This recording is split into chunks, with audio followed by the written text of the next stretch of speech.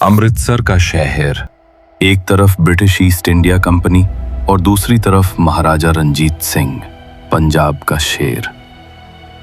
एक कागज लिखा जा रहा है, लेकिन ये कोई आम कागज नहीं।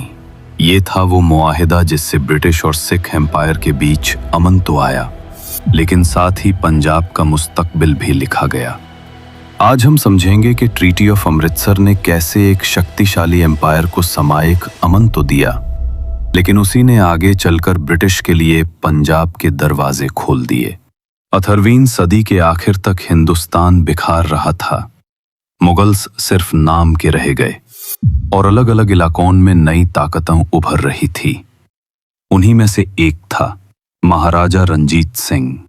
लाहौर का रूलर रंजीत सिंह कोई आम शासक नहीं था।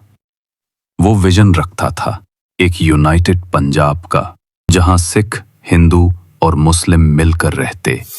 उसने अलग अलग सिख सरदारों को मिलाकर सिख एम्पायर बनाई और लाहौर उसका मरकज बना।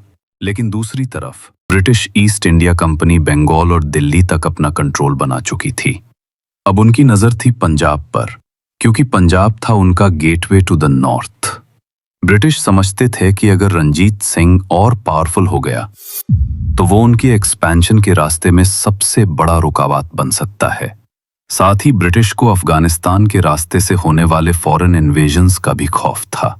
उन्हें पंजाब चाहिए था एक बफर जोन के तौर पर, ताकि उनकी टेरिटरी सुरक्षित रहे। लेकिन रंजीत सिंह अपने मिशन में थे। मुल्तान, कश्मीर और पेशावर तक उनका असर फैल चुका था। वो सिर्फ पंजाब का रूलर नहीं, पूरे नॉर्थ इंडिया का एक स्ट्रॉन्ग सिंबल बन गया था। ये दोनों कवतें, ब्रिटिश और सिख एम्पायर, एक दूसरे की ताकत को समझ चुकी थी। वॉर भी मुमकिन थी, लेकिन दोनों चाहते थे पीस भी। 1808 में ब्रिटिश ने एक स्पेशल मिशन भेजा सर चार्ल्स मेटकाफ के जरिए अमृतसर। उनका मकसद था एक पीस अग्रीमेंट करना, ताकि दोनों अपने अपने इलाकों तक सिमट जाएं। ब्रिटिश ने रंजीत सिंह से कहा, सतलज के साउथ हमारा एरिया है, आप उसके नॉर्थ रहिएगा। ब्रिटिश चाहते थे कि उनका असर पंजाब के अंदर न बढ़े और पंजाब उनके टेरिटरीज में इंटरफेयर न करे। रंजीत सिंह ने सिचुएशन को समझा। उन्हें मालूम था कि अभी ब्रिटिश से लड़ना बेकार है, क्योंकि सिख एम्पायर अभी इंटरनल कंसोलिडेशन के दौर में थी।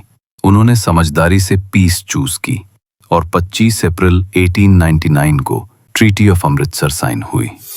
इस ट्रीटी के मुताबिक महाराजा रंजीत सिंह ने वादा किया कि वो सतलज रिवर के साउथ नहीं जाएंगे। ब्रिटिश ने ये माना कि वो सतलज के नॉर्थ यानी पंजाब के अंदर इंटरफेयर नहीं करेंगे।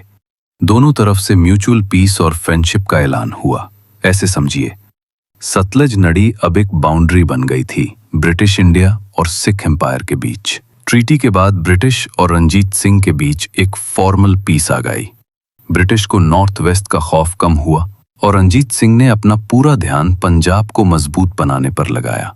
उन्होंने लाहौर को एक मॉडर्न कैपिटल बनाया, यूरोपियन जनरल्स बुलाए जैसे जान फ्रांसुआ अलार्द और वेंचुरा, और अपनी आर्मी को यूरोपियन डिसिप्लिन में ट्रेन करवाया। पंजाब एक ऑर्गेनाइज्ड, स्ट्रॉन्ग एम्पायर बन गया।